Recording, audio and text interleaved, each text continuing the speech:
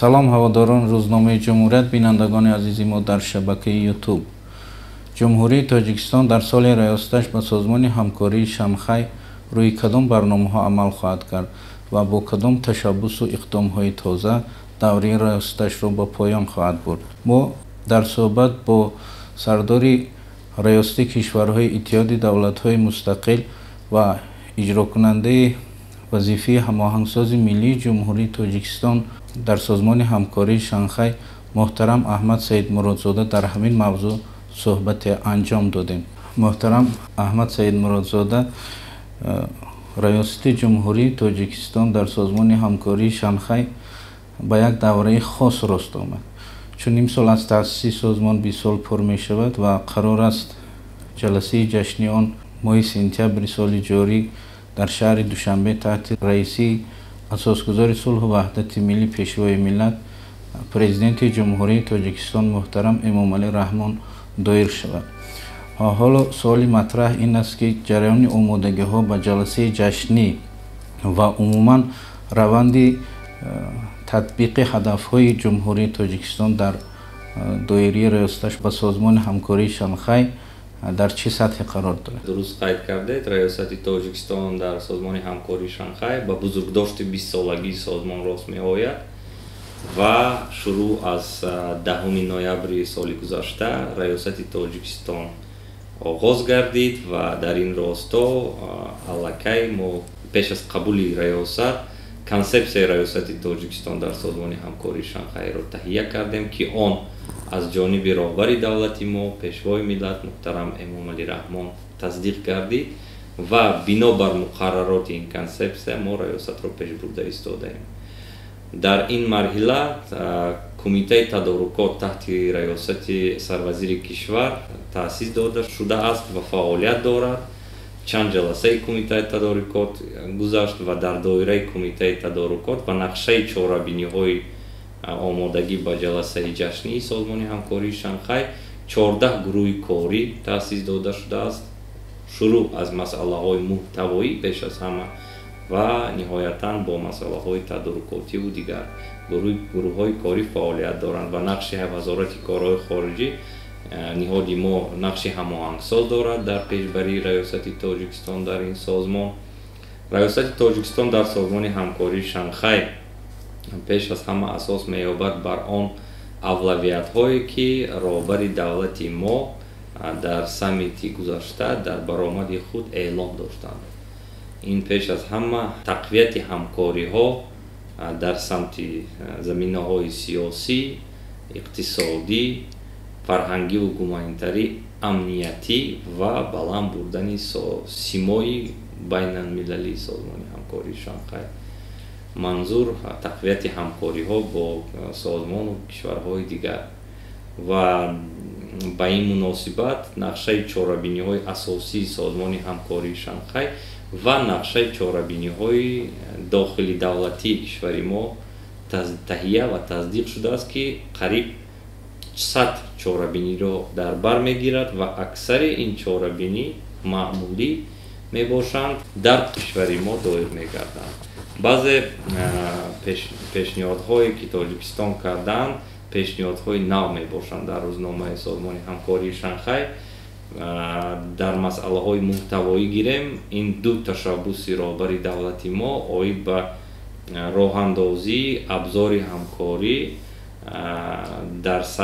дар самти саноат, яъне баргузор кардани ҷаласаи якуми вазирони саноати кишварҳои узви созмони ҳамкории Шанхай ва дуюм пешниҳод ин роҳандозии ҳамкорӣ дар доираи абзори энергетика ва дар ин росто низ бо ташаббуси ҷониби мо ният дорем дар Душанбе ҷаласаи аввали вазирони энергетикаро баргузор намоем ва ниҳоятан дар саммити Душанбе қарори дахлдор оид ба таъсис додани ин абзорҳои нав қабул гардад ва баъзе пешниҳодҳои ҷолиб ки рӯзномаи ҷории созмони ҳамкории Шанхайро бой мегардонанд, ғанӣ мегардонанд. Ин пеш аз ҳама пешниҳод оид ба қабули суруд ё гимни созмони ҳамкории Шанхай. Дар ҳоли ҳозир ин лоиҳа дар корбарӣ аст ва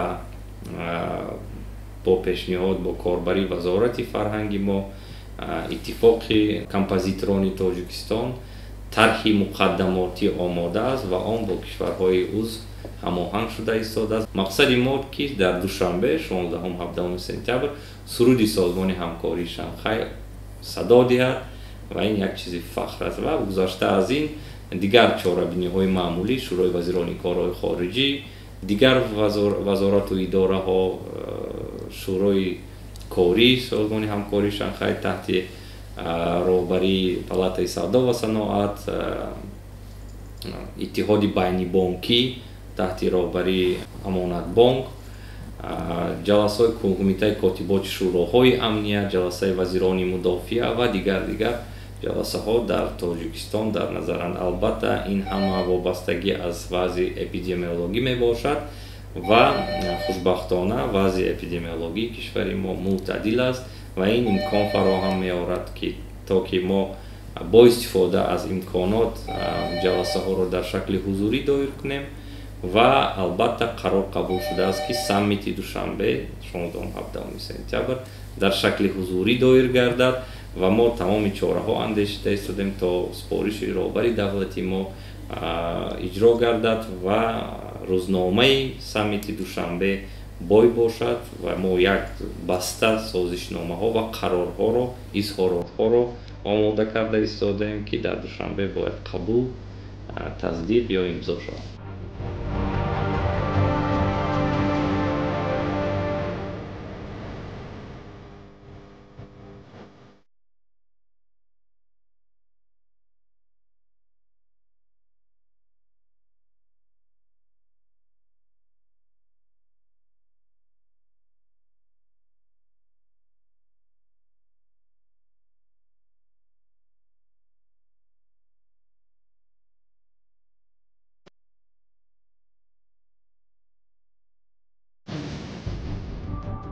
شما در مورد سرود یا گیمن سازمان اینجا یادآور شدید و قبلا گفته میشید که متن سرود یا همین گیمن علاقه آموده است.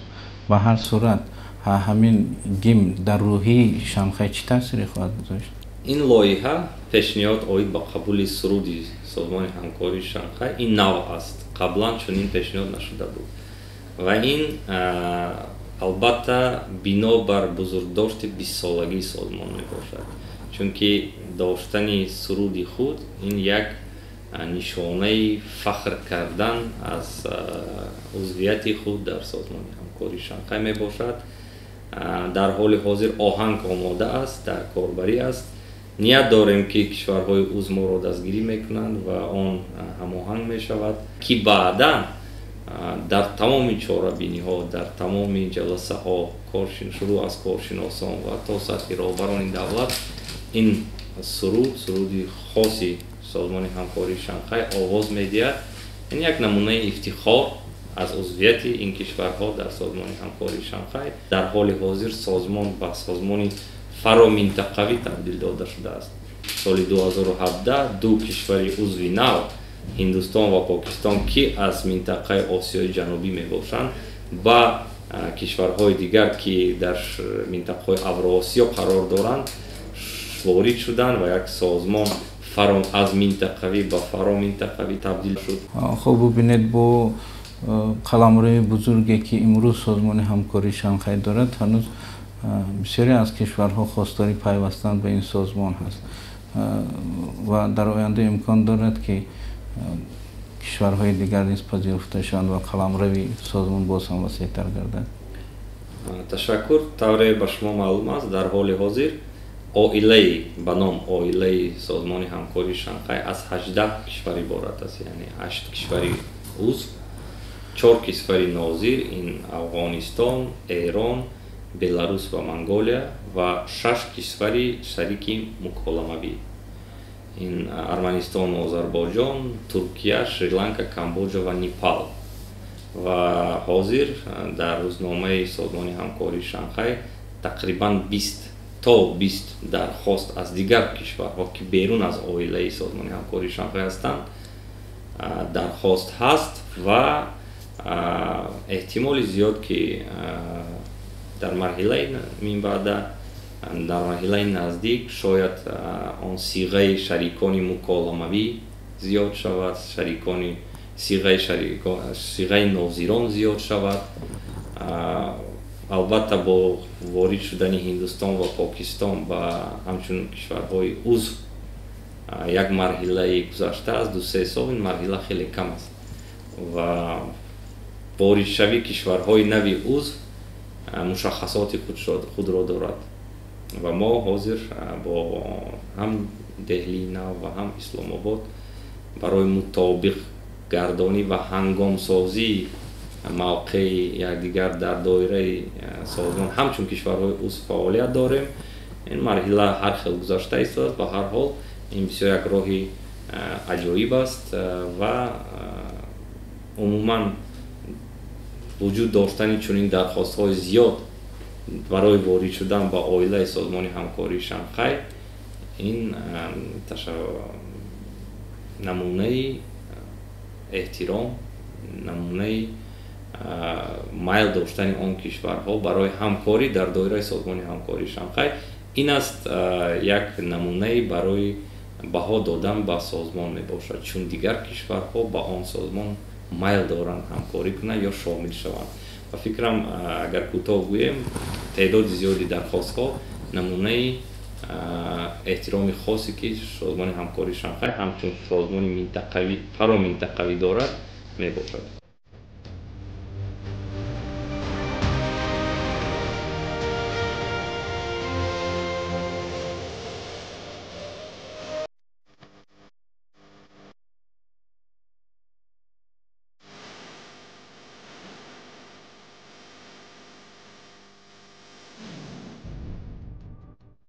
агар ба гузаштаи фаъолияти созмон назар афканем, мебинем ки ҷумҳурии Тоҷикистон бо ташаббусҳои навбанав яке аз кишварҳои аслӣ ва муассис ҳам аст. боз як ташаббуси нав, яъне таъсис додани маркази мубориза зидди маводи мухаддири созмони ҳамкории Шанхай дар шаҳри Душанбе дар баробари он ду ниҳоди доимамалкунандии дигар, котиботи созмон ва созмони зидди террористӣ ки дафтараш дар шаҳри Тошканд аст, рӯи даст гирифта шуд. хуб, дурнамои ҳамин ташаббуси навбатии Тоҷикистонро шумо чӣ гуна тавзеҳ медиҳед?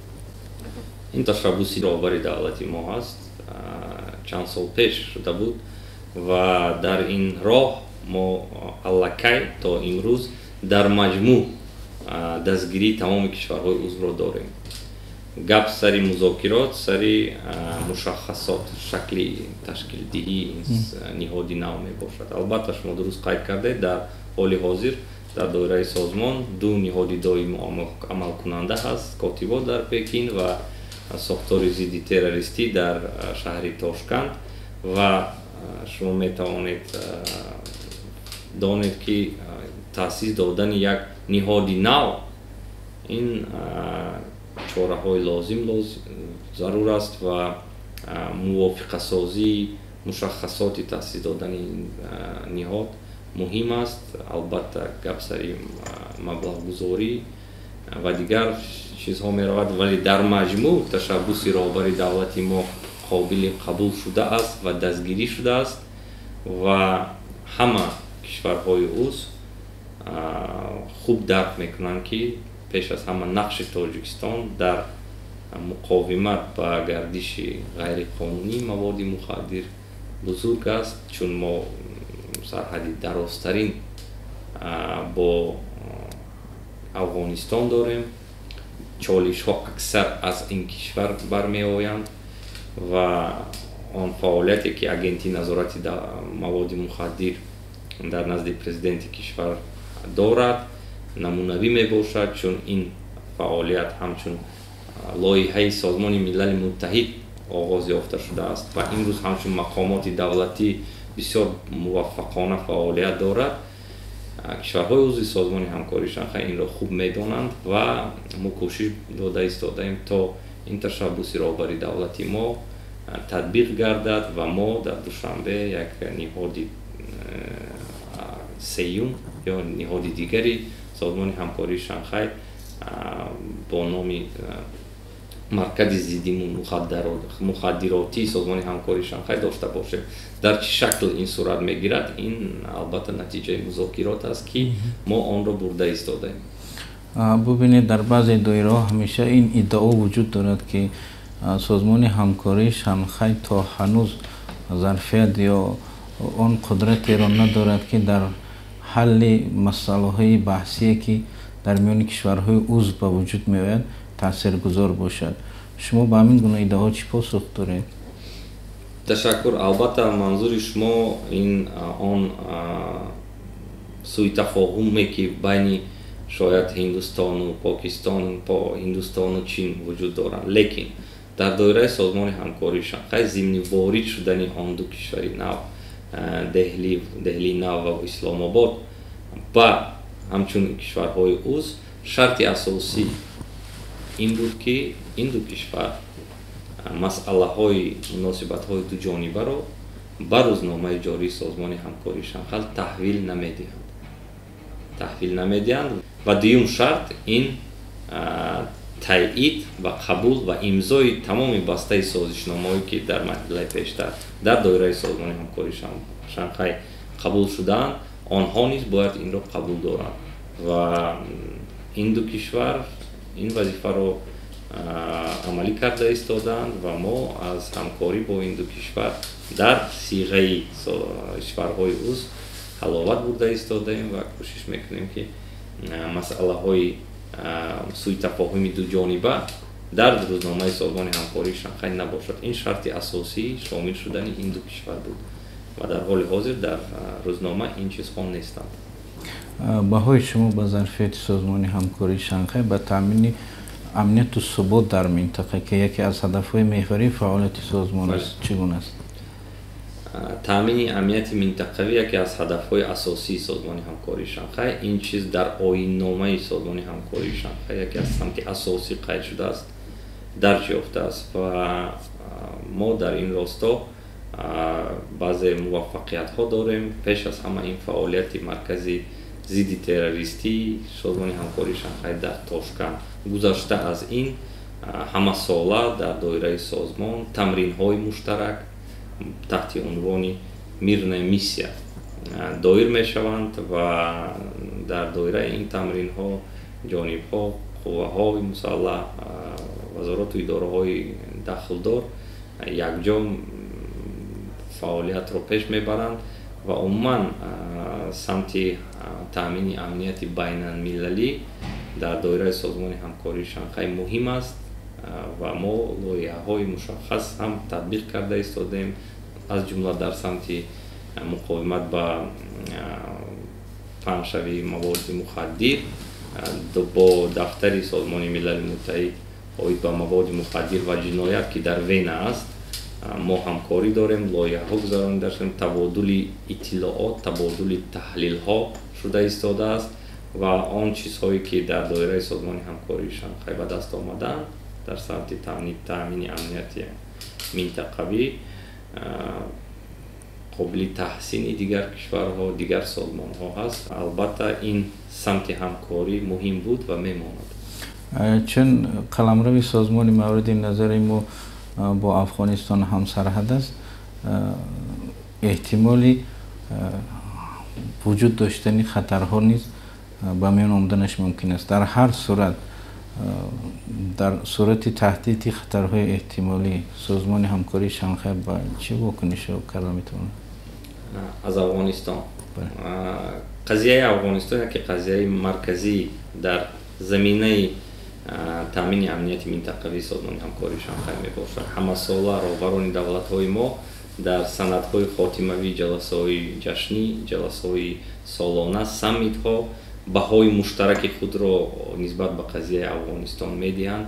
мо абзори муайян дар доираи созмони ҳамкории Шанхай дорем. Ин гурӯҳи тамоси созмони ҳамкории Шанхай Афғонистон ва имсол 13-14 июл дар душанбе ин ҷаласа дар сатҳи вазирони корҳои хориҷӣ ба нақша гирифта шудааст ва қабули изҳороти муштараки вазирон дар назар аст ва умуман қазияи Афғонистон.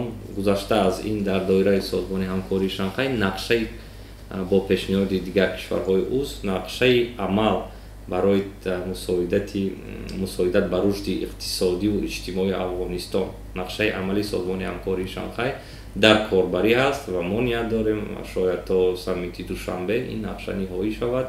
Ин ҳам як таъсир, як заминаи, як нақши Созмони ҳамкории Шанхай дар рушди Афғонистон, дар таъмини амнияти он кишвар мебошад ва қазияи Афғонистон маъмулан дар маркази таваҷҷуҳи рӯзномаи Созмони ҳамкории Шанхай мебошад. Ташаккур барои як суҳбати фарогир.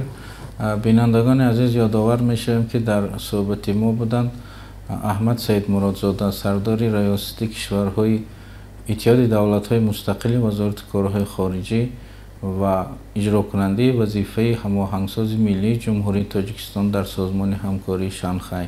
То нашрҳои баъдӣ, хайр.